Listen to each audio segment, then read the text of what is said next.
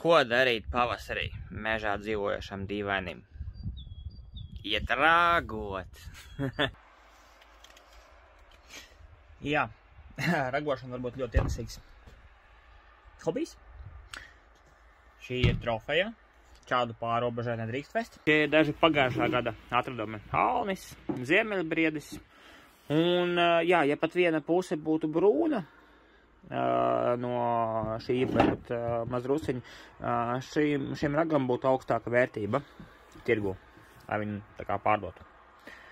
Priekš manis tā ir vairāk pastaiga iemesls izvilkties ārā no mājas. Protams, kad foršāk ir, ka tev ir sava zvēra audzētava, jeb ziemeļbrieža audzētava, un tad ragi ir papildus ienākums.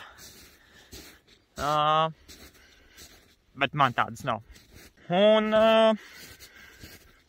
tie, kas to profesionāli nodarbojās, viņiem, protams, ir droni, kuri man arī nav.